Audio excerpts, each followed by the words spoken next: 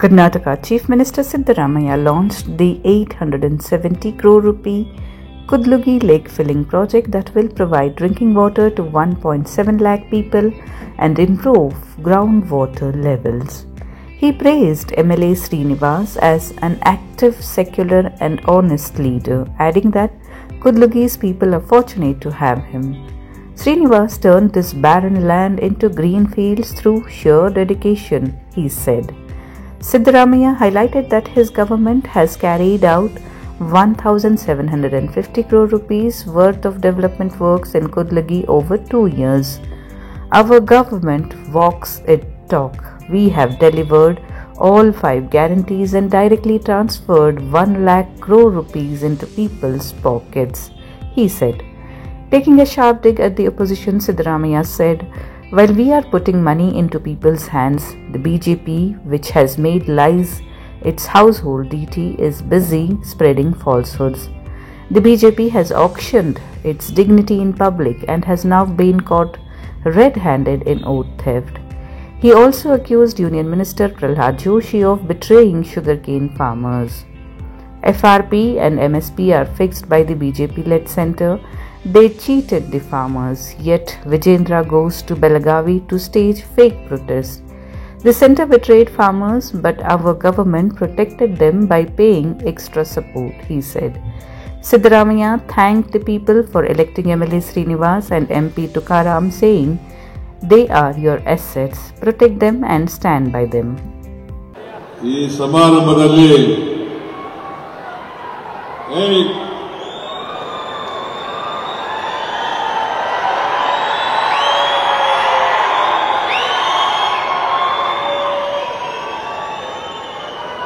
ಮುಖ್ಯ ಅತಿಥಿಗಳಾಗಿ ಭಾಗವಹಿಸಿ ಈಗ ತಾನೇ ಮಾತನಾಡದಂತ ಸರ್ಕಾರದ ಉಪಮುಖ್ಯಮಂತ್ರಿಗಳಾದಂಥ ಶ್ರೀ ಡಿ.ಕೆ. ಶಿವಕುಮಾರ್ ಅವರ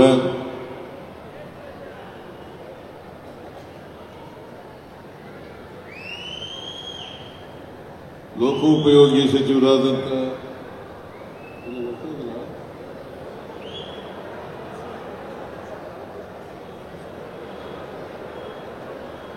ವಿಜಯನಗರ ಜಿಲ್ಲಾ ಉಸ್ತುವಾರಿ ಸಚಿವರು, ವಸತಿ ಸಚಿವರು ಆದಂಥ ಶ್ರೀ ಜಮೀರ್ ಅಹಮದ್ ಖಾನ್ ಅವರ, ಸಣ್ಣ ನೀರಾವರಿ ಸಚಿವರಾದಂಥ ಬೋಸರಾಜ್ ಅವರ, ಉನ್ನತ ಶಿಕ್ಷಣ ಸಚಿವರಾದಂಥ ಶ್ರೀ ಸುಧಾಕರ್ ಅವರ, ಲೋಕಸಭಾ ಸದಸ್ಯರಾದಂಥ ಶ್ರೀ ತುಕಾರಾಮ್ ಅವರ, ಈ ಸಮಾರಂಭದ ಅಧ್ಯಕ್ಷರು, ಕೂಡ್ಲಿಗಿ ಕ್ಷೇತ್ರದ ಜನಪ್ರಿಯ ಶಾಸಕರು ಆದಂಥ ಶ್ರೀ ಎನ್.ಟಿ. ಶ್ರೀನಿವಾಸ್ ಅವರ,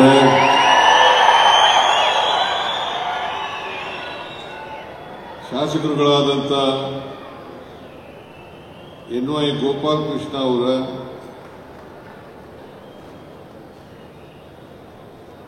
ರಘುಮೂರ್ತಿ ಅವರ, ಲತಾ ಮಲ್ಲಿಕಾರ್ಜುನ ಅವರ,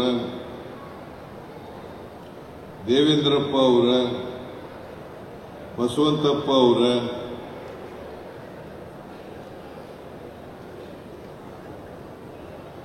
ಬಿ.ಎಂ. ನಾಗರಾಜು ಅವರ, ಮಾಜಿ ಸಚಿವರಾದಂಥ ಅಲ್ಲಂ ವೀರಭದ್ರಪ್ಪ ಅವರ,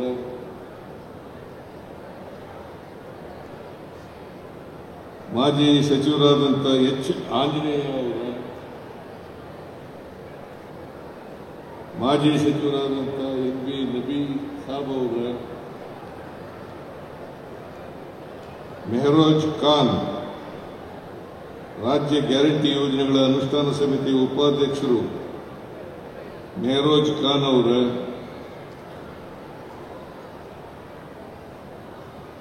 ಲಿಡ್ಕರ್ ಸಂಸ್ಥೆಯ ಅಧ್ಯಕ್ಷರಾದಂಥ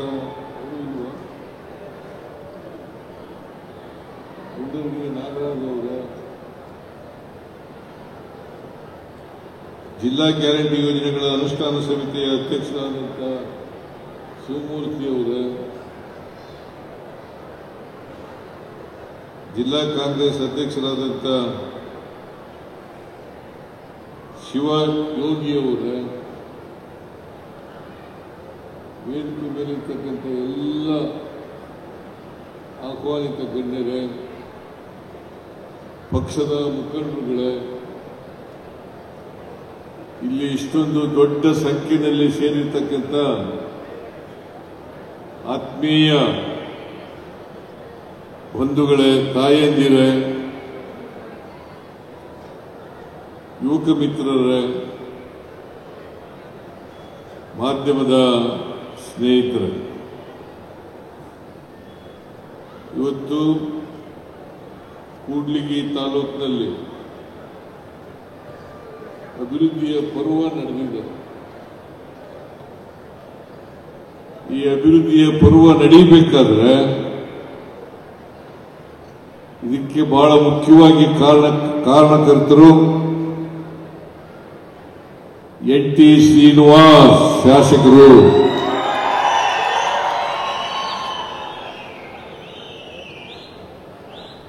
ಇವತ್ತು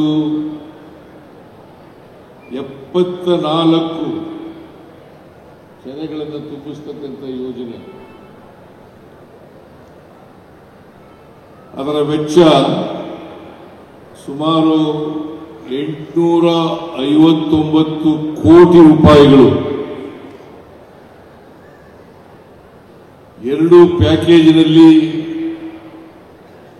ಈ ಯೋಜನೆ ಮುಕ್ತಾಯ ಆಗಿದೆ. ಮೊದಲನೇ ಪ್ಯಾಕೇಜ್ನಲ್ಲಿ ಸುಮಾರು 619 ಕೋಟಿ ರೂಪಾಯಿಗಳು,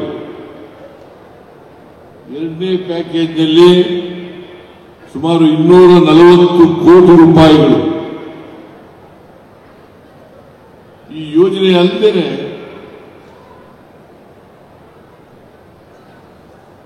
ಅನೇಕ ಅಭಿವೃದ್ಧಿ ಕಾರ್ಯಕ್ರಮಗಳಿಗೆ ಶಂಕುಸ್ಥಾಪನೆ ಮತ್ತು ಉದ್ಘಾಟನೆ ಕಾರ್ಯಕ್ರಮವನ್ನು NT ಶ್ರೀನಿವಾಸರವರು ಹಮ್ಮಿಕೊಂಡಿದ್ದಾರೆ. ಬಹುಶಃ ಇಲ್ಲಿವರೆಗೆ 1250 ಕೋಟಿ ರೂಪಾಯಿಗಳನ್ನ ಕೂಡ್ಲಿಗಿ ಕ್ಷೇತ್ರಕ್ಕೆ ಅನುದಾನವಾಗಿ ತಂದಿದ್ದಾರೆ.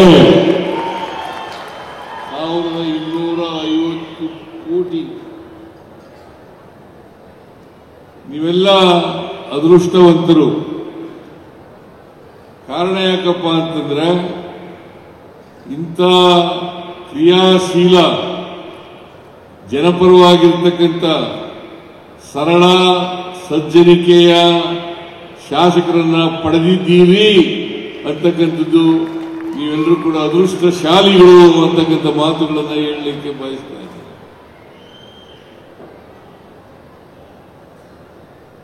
ಶ್ರೀನಿವಾಸರವರ ಅಪ್ರೋಚ್ ಮುಖ್ಯಮಂತ್ರಿಯಾಗಿರಲಿ ಅಥವಾ ಬೇರೆ ಮಂತ್ರಿಗಳಾಗಿರಲಿ, ಅವರ ಅಪ್ರೋಚ್ ಇದೆಯಲ್ಲ, ಆ ಅಪ್ರೋಚ್ನಿಂದಲೇ ಅವರಿಗೆ ಅನುದಾನವನ್ನು ಕೊಟ್ಬಿಡೋಣ ಅಂತ ಅನಿಸ್ಬಿಡ್ತದೆ.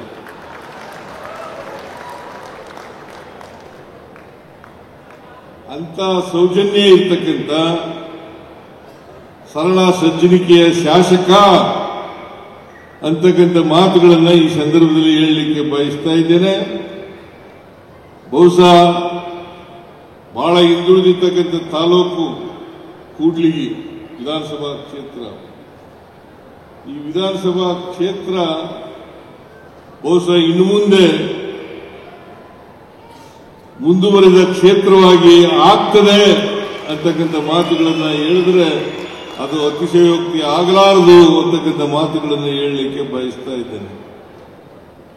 ಈ 74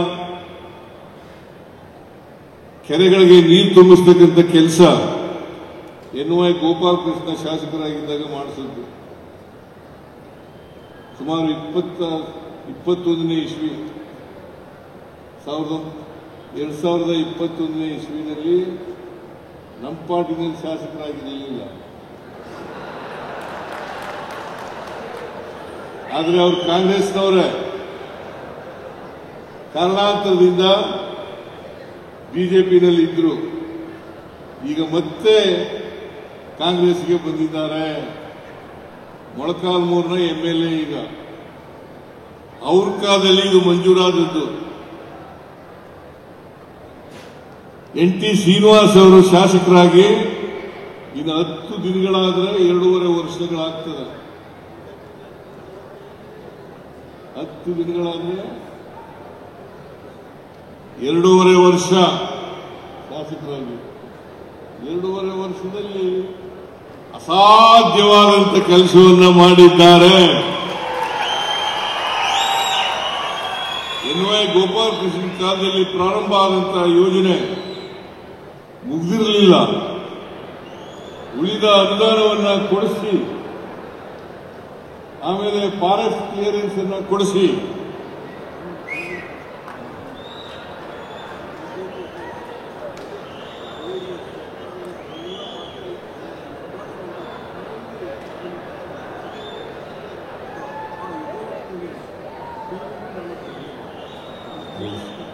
MLA ಅಂತ ಹೇಳಿದ್ದು ಅಷ್ಟೇನೆ. ನೀವು NY ಗೋಪಾಲಕೃಷ್ಣ ಅವರು ಬಿಜೆಪಿ ಶಾಸಕರಾಗಿದ್ರೂ ಕೂಡ ಎಲ್ಲರ ಜೊತೆ ಒಡನಾಟವನ್ನ ಇಟ್ಕೊಂಡಿದ್ರು. ಎಲ್ಲ ಪಕ್ಷದವ್ರ ಜೊತೆ ಒಡನಾಟವನ್ನು ಇಟ್ಕೊಂಡಿದ್ರು. ಅವರು ಮೂಲತಃ ಕಾಂಗ್ರೆಸ್ಸಿಗರು, ಮುಂದೆನೂ ಕೂಡ ಕಾಂಗ್ರೆಸ್ಸಿಗರಾಗಿ ಇರ್ತಾರೆ ಅಂತಕ್ಕಂಥ ಮಾತುಗಳನ್ನು ಹೇಳಲಿಕ್ಕೆ ಬಯಸ್ತಾ ಇದ್ದೇನೆ. 7 ಸಾರಿ MLA ಆಗಿದ್ದಾರೆ.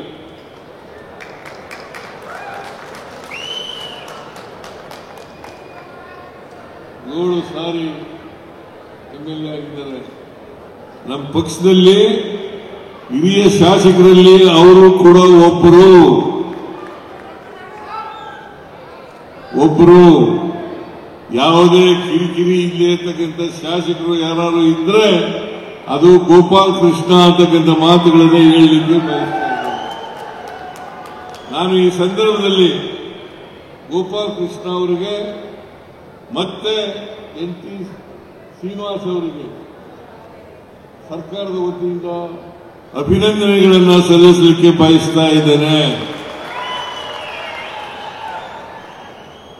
ಯಾಕಂತಂದ್ರೆ ಇದು ಒಂದು ಬರಡು ಪ್ರದೇಶ. 1,70,000 ಜನ, 70,000 ಜನ, 1,70,000 ಜನರಿಗೆ ಕುಡಿಯ ನೀರು, ಕೃಷಿ ಚಟುವಟಿಕೆಗಳಿಗೆ ನೀರನ್ನು ಕೊಡ್ತಕ್ಕಂಥದ್ದು ಅಷ್ಟೇ ಅಲ್ಲ, ಅಂತರ್ಜಲ ಮೇಲಕ್ಕೆ ಬರಲಿಕ್ಕೆ ಕಾರಣ ಆಗ್ತದೆ ಅಂತಕ್ಕಂಥ ಮಾತುಗಳನ್ನು ಈ ಸಂದರ್ಭದಲ್ಲಿ ಹೇಳಲಿಕ್ಕೆ ಬಯಸ್ತಾ ಇದ್ದೇನೆ. ಆದ್ರಿಂದ ಇದು ಬಹಳ ಅತ್ಯುತ್ತಮ ಕೆಲಸ ಅಂತಕ್ಕಂಥದ್ದು. ಕರ್ನಾಟಕದಲ್ಲಿ 42 ಲಕ್ಷ ಹೆಕ್ಟೇರ್ ಪ್ರದೇಶದಲ್ಲಿ ನೀರಾವರಿ ಮಾಡಬಹುದು. 42 ಲಕ್ಷ ಹೆಕ್ಟೇರ್ ಪ್ರದೇಶದಲ್ಲಿ ನೀರಾವರಿ ಮಾಡಬಹುದು. ಇಲ್ಲಿವರೆಗೆ ನಾವು ಮಾಡಿರ್ತಕ್ಕಂಥದ್ದು 30 ಲಕ್ಷ ಹೆಕ್ಟೇರ್ ಪ್ರದೇಶ. 30 ಲಕ್ಷ ಹೆಕ್ಟೇರ್ ಪ್ರದೇಶ. ಇನ್ನು ನಾವು ನೀರಾವರಿಗೆ ಹೆಚ್ಚು ಒತ್ತನ್ನು ಕೊಡ್ತಾ ಇದ್ದೀವಿ, ರೈತರಿಗೆ ಹೆಚ್ಚು ಒತ್ತನ್ನು ಕೊಡ್ತಾ ಇದ್ದೀವಿ ಅಲ್ಲ.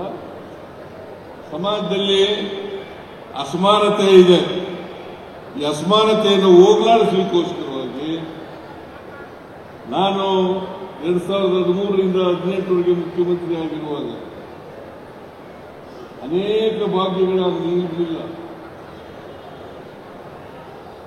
ಅನೇಕ ಭಾಗ್ಯಗಳನ್ನು ಜಾರಿಗೆ ತರ್ತಕ್ಕಂಥ ಕೆಲಸವನ್ನು ನಮ್ಮ ಸರ್ಕಾರ ಮಾಡಿತ್ತು. ಈಗ ಮತ್ತೆ 2ನೇ ಬಾರಿ ಮುಖ್ಯಮಂತ್ರಿ ಆದಮೇಲೆ 2023ರಲ್ಲಿ ಮುಖ್ಯಮಂತ್ರಿ ಆದ 2023 ಮೇ 20ನೇ ತಾರೀಕು ಮುಖ್ಯಮಂತ್ರಿ ಆದರು. ನಾನು ಚುನಾವಣೆಗಿಂತ ಮುಂಚಿತವಾಗಿ ನಮ್ಮ ಪಕ್ಷ, ನಾನು ಮತ್ತು ಡಿ.ಕೆ. ಶಿವಕುಮಾರ್ ಅವರು ಅಧ್ಯಕ್ಷರಾಗಿ, ನಾನು ಮುಖ್ಯಮಂತ್ರಿ ವಿರೋಧ ಪಕ್ಷದ ನಾಯಕನಾಗಿ ಜನತೆಗೆ ಆಶ್ವಾಸನೆಗಳನ್ನು ಕೊಟ್ಟಿದ್ದು. ನಾವು ಅಧಿಕಾರಕ್ಕೆ ಬಂದರೆ 5 ಗ್ಯಾರಂಟಿಗಳ ಜೊತೆಗೆ 513 ಭರವಸೆಗಳನ್ನು ಕೊಟ್ಟಿದ್ದು.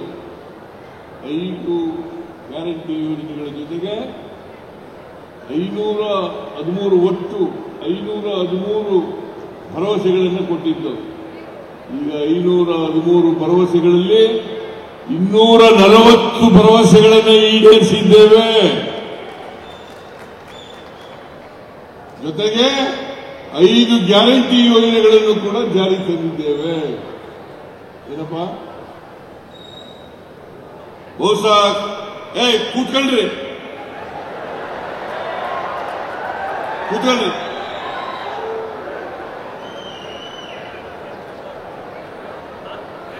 5 ಗ್ಯಾರಂಟಿ ಯೋಜನೆಗಳನ್ನು ಕೂಡ ಜಾರಿ ಕೊಟ್ಟಿದ್ದೇವೆ. ಕಾರಣ ಯಾಕಪ್ಪ ಅಂತಂದ್ರೆ, ಯಾವುದಾದರೂ ಪಕ್ಷ ಕರ್ನಾಟಕದಲ್ಲಿ ನುಡಿದಂತೆ ನಡೆದಂತ ಪಕ್ಷ ಯಾವುದಾದ್ರು ಇದ್ರೆ ಅದು ಕಾಂಗ್ರೆಸ್ ಪಕ್ಷ ಅಂತಕ್ಕಂಥದ್ದನ್ನ ಅತ್ಯಂತ ಹೆಮ್ಮೆಯಿಂದ ಹೇಳಲಿಕ್ಕೆ ಬಯಸ್ತಾ ಇದ್ದೇನೆ. ಕಾಂಗ್ರೆಸ್ ಸರ್ಕಾರ, ಕಾಂಗ್ರೆಸ್ ಪಕ್ಷ. ನಾವು ಅಧಿಕಾರಕ್ಕೆ ಬಂದದ್ದು 2023 ಮೇ 23 20ನೇ ತಾರೀಕು, ಜೂನ್ 11ನೇ ತಾರೀಕಿಗೆ ಶಕ್ತಿ ಯೋಜನೆಯನ್ನ ಜಾರಿ ಮಾಡೋದು.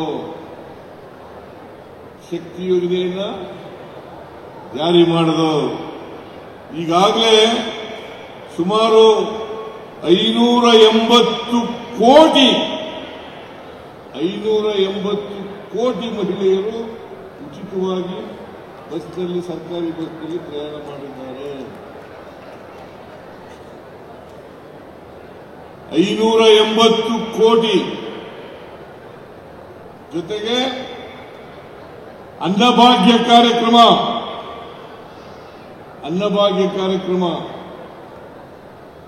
ನಾನು ಹಿಂದಿನ ಸರ್ಕಾರದಲ್ಲಿ, ಹಿಂದೆ ನಾನು ಮುಖ್ಯಮಂತ್ರಿ ಆಗಿದ್ದಾಗ 5 ಕೆಜಿ ಅಕ್ಕಿಯನ್ನ ಉಚಿತವಾಗಿ ಕೊಡ್ತಕ್ಕಂಥ ತೀರ್ಮಾನವನ್ನ ಮಾಡಿದೆ.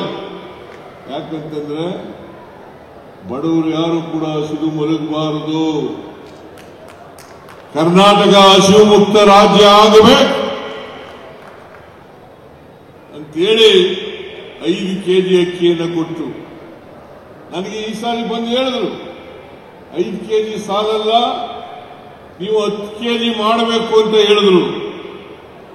ನಮ್ಮ ಪಕ್ಷ ಪ್ರಣಾಳಿಕೆಯಲ್ಲಿ ಘೋಷಣೆ ಮಾಡಿ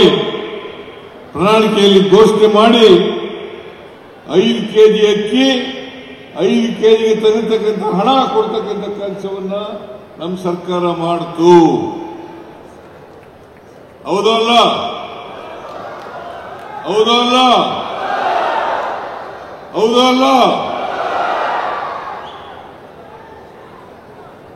ಆಮೇಲೆ 200 ಯೂನಿಟ್ವರೆಗೆ ಉಚಿತವಾಗಿ ಕರೆಂಟ್ ಕೊಡ್ತಕ್ಕಂಥ ಹಿಂದೆ ಯಾವ ಸರ್ಕಾರನೂ ಕೂಡ ಮಾಡಿರಲಿಲ್ಲ.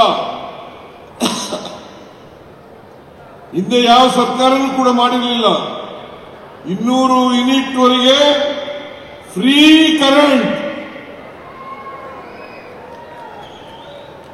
ಆಮೇಲೆ ಎಲ್ಲ ಪಂಪ್ ಸೆಟ್ಗಳಿಗೆ 19,000 ಕೋಟಿ ಸಬ್ಸಿಡಿಯನ್ನು ಕೊಡ್ತಕ್ಕಂಥ ಕೆಲಸವನ್ನು ಮಾಡಿದ್ರು.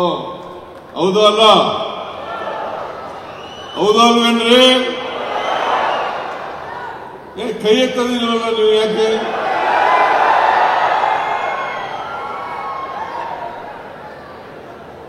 ನೀವೆಲ್ಲ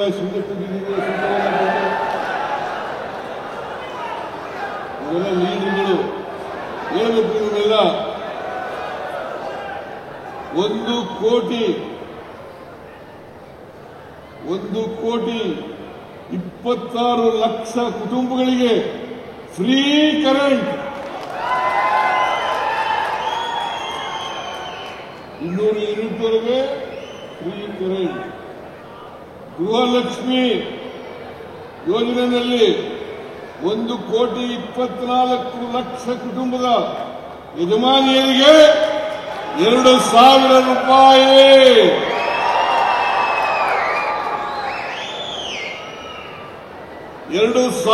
ರೂಪಾಯಿ.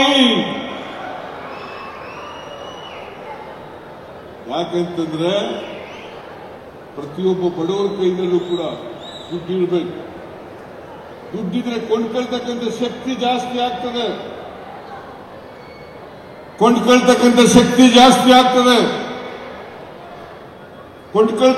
ಶಕ್ತಿ ಬಂದ್ರೆ ಆರ್ಥಿಕ ಚಟುವಟಿಕೆಗಳು ಪ್ರಾರಂಭ ಆಗಲಿಕ್ಕೆ ಸಾಧ್ಯ ಆಗ್ತದೆ. ಇದನ್ನ ಅರ್ಥ ಮಾಡ್ಕೋಬೇಕಾಗ್ತದೆ. ಜೊತೆಗೆ ಯುವ ನಿಧಿ ಕಾರ್ಯಕ್ರಮ ಜಾರಿಗೆ ತಂದಿದ್ದೀವಿ. ಯಾವುದಾದ್ರೂ ಬಿಟ್ಟೋಗಿದೆಯಾ? ಯಾರೇ ಉಪಾಧ್ಯಕ್ಷರು ಮೆಹರೂಜ್ ಖಾನ್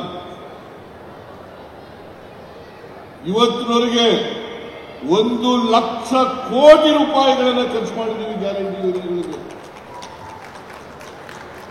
ಎಷ್ಟು ಆಂಜನೇಯ ಹೇಳಬೇಕು, ನೀನು ಯಾವುದಾದ್ರೂ ಬಿಟ್ಟೋಗಿದೆಯಾ? ಯಾರೇ ಉಪಾಧ್ಯಕ್ಷರು ಮೆಹರೂಜ್ ಖಾನ್ ಇವತ್ತಿನವರೆಗೆ 1,00,000 ಕೋಟಿ ರೂಪಾಯಿಗಳನ್ನು ಖರ್ಚು ಮಾಡಿದ್ದೀವಿ ಗ್ಯಾರಂಟಿ ಯೋಜನೆಗಳಿಗೆ. ಎಷ್ಟು ಆಂಜನೇಯ ಹೇಳಬೇಕು, ನೀನು 1,00,000 ಕೋಟಿ ಬರೀ ಗ್ಯಾರಂಟಿ ಯೋಜನೆಗಳಿಗೆ ಖರ್ಚು ಮಾಡಿರ್ತಕ್ಕಂಥ ಹಣ ಅಲ್ಲಮ್ಮ. ಯಾವ್ದಾದ್ರು ಸರ್ಕಾರ ಖರ್ಚು ಮಾಡಿತ್ತಾ? ಯಾವ್ದಾದ್ರು ಸರ್ಕಾರ ಖರ್ಚು ಮಾಡಿತ್ತಾ?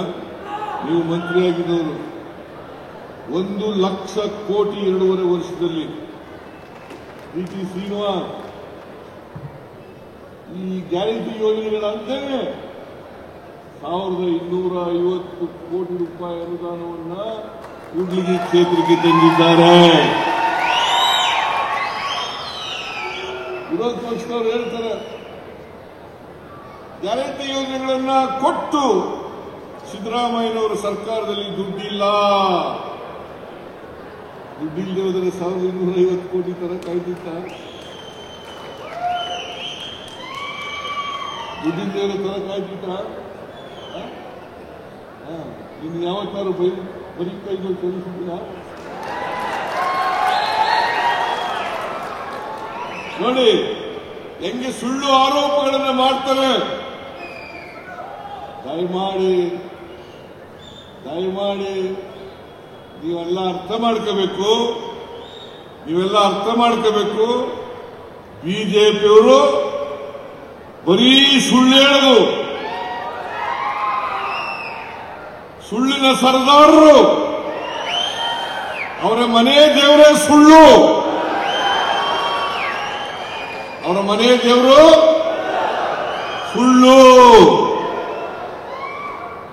ನಾನು ನಿನ್ನೆ ಡಿ.ಕೆ. ಶಿವಕುಮಾರ್ ಅವರು ಮಾಧ್ಯಮದವರಿಗೆ ಸುದ್ದಿಗೋಷ್ಠಿಯನ್ನು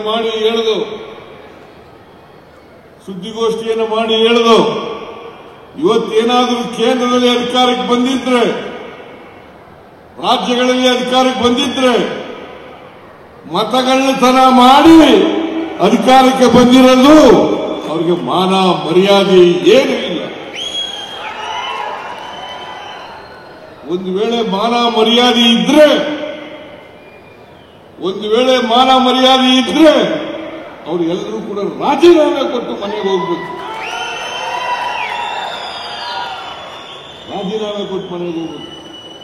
ನಾಚಿಕೆ ಇಲ್ಲ ಅವರಿಗೆ. ಶತಬಂಡ್ರು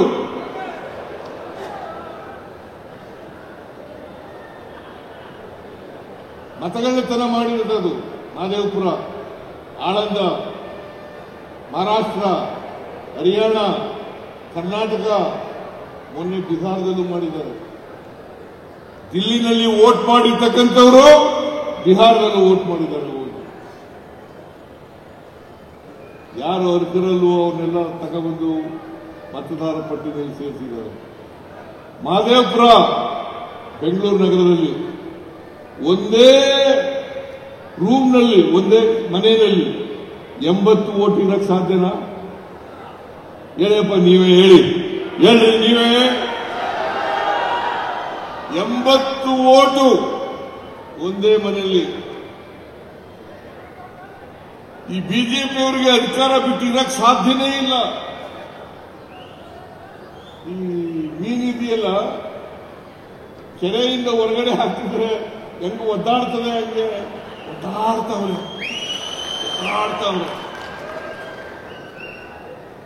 ಇಂಥ ಬಿಜೆಪಿಯವರು ಮೊನ್ನೆ,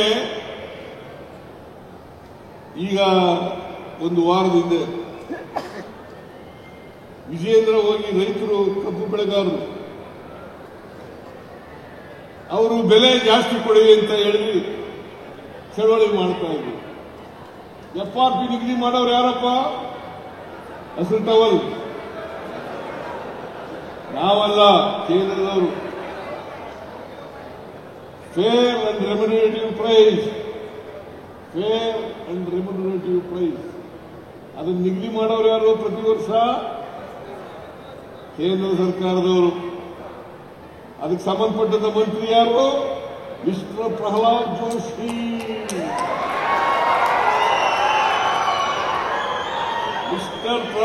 ಜೋಶಿ. ಅವರು ಹೇಳ್ತಾರೆ, ನಾವು ರೈತರು ಮಾಡ್ತಕ್ಕಂಥ ವ್ಯವಸಾಯ, ಅದರ ಖರ್ಚು, ಗೊಬ್ಬರ ಅವೆಲ್ಲ ಹಾಕಿ ಬೆಳೆಸ್ತಾರೆ ಕಬ್ಬನ್ನ. ಆ ಕಬ್ಬು ಬೆಳೆಸ್ತಕ್ಕಂಥದ್ದನ್ನ ಲೆಕ್ಕ ಹಾಕಿ ರೈತರು ಕೋಚನ್ ಮಾಡ್ತಾರೆ. ಆಮೇಲೆ ಎಂಥದ್ದು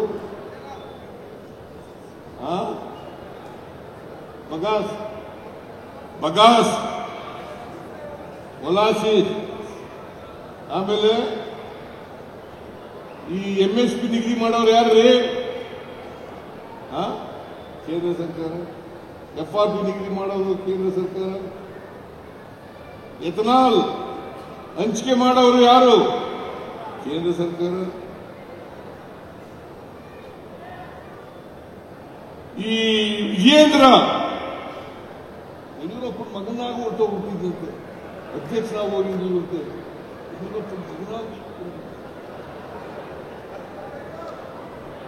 ಯಡಿಯೂರಪ್ಪನ ಮಗನಾಗಿ ಹೋಗಿದ್ದಂತೆ. ಮಾನ ಮರ್ಯಾದೆ ಏನಾದ್ರು ಇದೆಯಾ ಅವರಿಗೆ? ನಾಚಿಕೆ ಏನಾದ್ರು ಇದೆಯಾ? ಅಲ್ಲಿ ಹೋಗಿ ಎತ್ಕಟ್ಟಕ್ಕೆ ಹೋದ್ರು. ಏನು ಅಲ್ಲೇ ರಾತ್ರಿ ಎಲ್ಲ ಮಲಗಿದ್ರು. ಮಲಗಿ ಅಲ್ಲೇ ಹುಟ್ಟಿದಬ್ಬ ಆಚರಣೆ ಮಾಡಿಕೊಂಡು ಇಂಥ ನಾಟಕ, ರಾಜಕೀಯ ನಾಟಕ ಮಾಡಿ ರೈತರನ್ನೆಲ್ಲ ಎತ್ಕೊಂಡಿದ್ರು. ನೋಡಿ, ಕೇಂದ್ರ ಸರ್ಕಾರದ ಅಲ್ಲಿ ನರೇಂದ್ರ ಮೋದಿಯವರು ಪ್ರಹ್ಲಾದ್ ಜೋಶಿ ಅವರು ಮನೇಲಿ ಹೋಗಿ ಮಲಗಬೇಕಾಗಿತ್ತು. ಎಲ್ಲಿ ಮಲಗಬೇಕಾಗಿತ್ತು? ನರೇಂದ್ರ ಮೋದಿಯವರ ಮನೆ, ಅಮಿತ್ ಶಾ ಮನೆ, ಪ್ರಹ್ಲಾದ್ ಜೋಶಿ ಮನೆ, ಅಲ್ಲಿ ಮಲಗಬೇಕಾಗಿತ್ತು. ಅಲ್ಲೆಲ್ಲೂ ಮಲಗಿದ್ದೇನೆ, ಇಲ್ಲಿ ಬಂದು ಮಲಗಿದ್ದೆ. ಇಲ್ಲಿ ರೈತರು ಚಳವಳಿ ಮಾಡ್ತಾ ಇದ್ದಾರೆ, ಅಲ್ಲೋ ಮಲಿಕೊಳ್ಳೋದು. ಅದಕ್ಕೆ ನಾನು ರೈತರೆಲ್ಲ, ಶುಗರ್ ಫ್ಯಾಕ್ಟರಿಯವರೆಲ್ಲ ಕರೆದೆ, ಮೀಟಿಂಗ್ ಮಾಡಿ 1 ಟನ್ ಕಬ್ಬಿಗೆ 3,300 ರೂಪಾಯಿ, 3,300 ರೂಪಾಯಿ ನಾನು DC ಕೈಲಿ ಹೇಳಿ ಕಳಿಸಿದ್ದೆ. ಬೆಳಗಾವಿ DC ಕೈಲಿ 3,200. ಆಮೇಲೆ ಅದರ ಮೇಲೆ 100 ರೂಪಾಯಿ. ನಾನು ಫ್ಯಾಕ್ಟರಿಯವರಿಗೆ 50 ರೂಪಾಯಿ ಕೊಡಿ, ಸರ್ಕಾರದಿಂದ 50 ರೂಪಾಯಿ ಕೊಡ್ತೀವಿ, 100 ರೂಪಾಯಿ ಕೊಡ್ತೀವಿ ಅಂತೇಳಿ ಇತ್ಯರ್ಥ ಮಾಡಿದೆ. ಪಾಪ ರೈತರೆಲ್ಲ ಖುಷಿಯಾಗಿದ್ದಾರೆ, ರೈತರೆಲ್ಲ ಖುಷಿಯಾಗಿದ್ದಾರೆ. ನೀವು ಇಂಥ ಒಬ್ಬ ಶಾಸಕರನ್ನ ಪಡ್ಕೊಂಡಿದ್ದೀರಲ್ಲ, ಗಲಾಟೆ ಮನುಷ್ಯ ಅಲ್ಲ, ಒಳ್ಳೆ ತಂದಲ್ಲೇ ಅನುದಾನ ತಗಬೇಕು ಅನ್ನೋದು ಗೊತ್ತಾಗಿದೆ. ಒಳ್ಳೆ ತಂದಲ್ಲೇ ಅನುದಾನವನ್ನ ಮಾಡ್ಕೋಬೇಕು. ಅದರಿಂದ ಏನಾದ್ರು ಸತ್ಯಾಂಶ ಇದೆಯಾ ನೀವು ಹೇಳಿ, ಕೂಡ್ಲಿಗೆ ಅವರು ಹೇಳಿ. ಬಿಜೆಪಿಯವರು ಮಾಡ್ತಕ್ಕಂಥ ಆರೋಪದಲ್ಲಿ ಸರ್ಕಾರದಲ್ಲಿ ದುಡ್ಡಿಲ್ಲ, ಸರ್ಕಾರದಲ್ಲಿ ದುಡ್ಡಿಲ್ಲ. ಕೂಡ್ಲಿಗಿನಲ್ಲಿ ಯಾವ್ದಾದ್ರು ಕೆಲಸ ನಿಂತೋಗಿದೆಯಾ ಅನುದಾನದ ಕೊರತೆಯಿಂದ? ಯಾವುದೋ ಕೊರತೆಯಿಂದ ನಿಂತಿಲ್ಲ. 1,250 ಕೋಟಿ ರೂಪಾಯಿಗಳನ್ನು ತಂದಿರತಕ್ಕಂಥದ್ದು 2.5 ವರ್ಷದಲ್ಲಿ. ಮುಂದಿನ ದಿನಗಳಲ್ಲೂ ಕೂಡ ಅನುದಾನವನ್ನು ತರ್ತಾರೆ.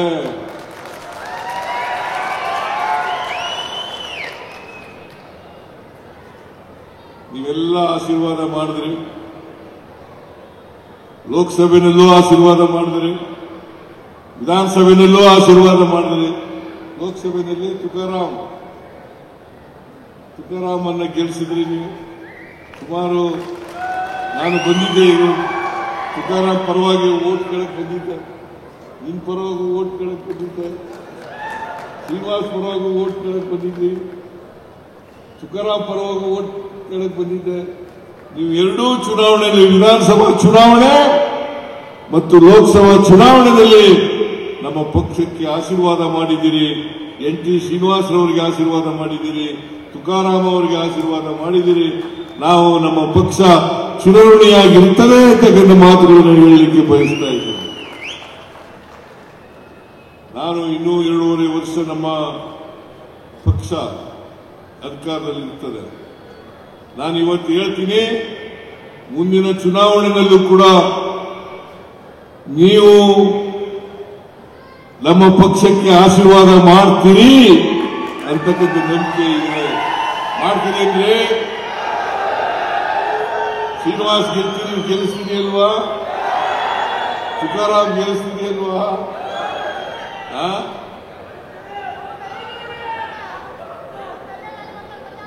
ಖಜಾನೆ ಖಾಲಿ ಆಗ್ಬಿಟ್ಟದೆ, ಖಜಾನೆ ಖಾಲಿ ಆಗ್ಬಿಟ್ಟದೆ, ದುಡ್ಡಿಲ್ಲ. ಇವತ್ತು ಸಬ್ಸಿಡಿ ಕೊಡ್ತಾ ಇರ್ತಕ್ಕಂಥದ್ದು ಸರ್ಕಾರ 1,12,000 ಕೋಟಿ ರೂಪಾಯಿ ಒಂದು ವರ್ಷಕ್ಕೆ ಸಬ್ಸಿಡಿ ಕೊಡ್ತಕ್ಕಂಥದ್ದು, ಪವರ್ ಸಬ್ಸಿಡಿನೂ ಸೇರಿ ನಾವು ಕೊಡ್ತಕ್ಕಂಥ ಎಲ್ಲ ಸಬ್ಸಿಡಿ ಸೇರಿ 1,12,000 ಕೋಟಿ ರೂಪಾಯಿಗಳನ್ನು ಕೊಡ್ತಾ ಇದ್ದೀವಿ. ದಿವಾಳಿಯಾಗಿರ್ತಕ್ಕಂಥ ಸರ್ಕಾರ ಕೊಡಕ್ ಸಾಧ್ಯನಾ? ಖಜಾನೆ ಖಾಲಿಯಾಗಿರ್ತಕ್ಕಂಥ ಸರ್ಕಾರ ಕೊಡ್ಲಿಕ್ಕೆ ಸಾಧ್ಯನಾ? ಆದ್ರಿಂದ ನಮ್ಮ ಅಭಿವೃದ್ಧಿ ಕೆಲಸಗಳಿಗೂ ದುಡ್ಡಿದೆ, ಮತ್ತೆ ಗ್ಯಾರಂಟಿ ಯೋಜನೆಗಳಿಗೂ ದುಡ್ಡಿದೆ. ಮುಂದೆನೂ ಕೂಡ ನಾವೆಲ್ಲ ಏನು 513 ಭರವಸೆಗಳನ್ನು ಕೊಟ್ಟಿದ್ದೀವಿ, 513 ಭರವಸೆಗಳನ್ನು ತೀರಿಸ್ತೀವಿ, ಜಾರಿ ಮಾಡ್ತೀವಿ ಅಂತಕ್ಕಂಥ ಮಾತುಗಳನ್ನು ಹೇಳಲಿಕ್ಕೆ ಬಯಸ್ತಾ ಇದ್ದೇನೆ. ಈ ಸರ್ಕಾರ ನಿಮ್ಮ ಸರ್ಕಾರ. ಎನ್ ಟಿ ಶ್ರೀನಿವಾಸ್ ನಿಮ್ಮ MLA, ನಿಮ್ ಜೊತೆ ಇರ್ತಕ್ಕಂಥ MLA, ನಿಮ್ಮ ಕಷ್ಟ ಸುಖಗಳಿಗೆ ಸ್ಪಂದಿಸ್ತಕ್ಕಂಥ MLA ಅಲ್ವಾ? ಅಲ್ವೇನ್ರಿ? ನಿಮ್ಮ ಆಶೀರ್ವಾದ ಯಾವಾಗಲೂ ಕೂಡ ಇರಲಿ ನಮ್ಮ ಮೇಲೆ ಅಂತ ಹೇಳಿ ಇವತ್ತು ದೊಡ್ಡ ಸಂಖ್ಯೆಯಲ್ಲಿ ಬಂದಿದ್ದೀರಿ. ನಾನು ಬೆಂಗಳೂರಿಗೆ ಹೋಗ್ಬೇಕು. ಯಾಕಂತಂದ್ರೆ 4:15ಗೆ ಹೆಲಿಕಾಪ್ಟರ್ನಲ್ಲಿ ಹೋಗ್ಬೇಕು. 4:15ಗೆ ಹೆಲಿಕಾಪ್ಟರ್ನಲ್ಲಿ ಹೋಗ್ಬೇಕು. ಅದರಿಂದ ಹೆಚ್ಚು ಮಾತನಾಡ್ಲಿಕ್ಕೆ ಹೋಗಲ್ಲ. ನನ್ನ ಮಾತುಗಳನ್ನು ಮುಗಿಸ್ತೇನೆ. ದಯಮಾಡಿ ನಿಮ್ಮ ಆಶೀರ್ವಾದ ಯಾವಾಗಲೂ ಕೂಡ ನಮ್ಮ ಮೇಲೆ ಇರಲಿ, ನಮ್ಮ ಪಕ್ಷದ ಮೇಲೆ ಇರಲಿ, ಎನ್ ಕೆ ಶ್ರೀನಿವಾಸ್ ಮೇಲೆ ಇರಲಿ ಅಂತ ಹೇಳಿ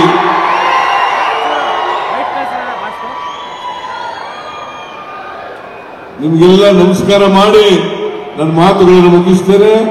ಜೈ ಹಿಂದ್, ಜೈ ಕರ್ನಾಟಕ, ಜೈ ಸಂವಿಧಾನ.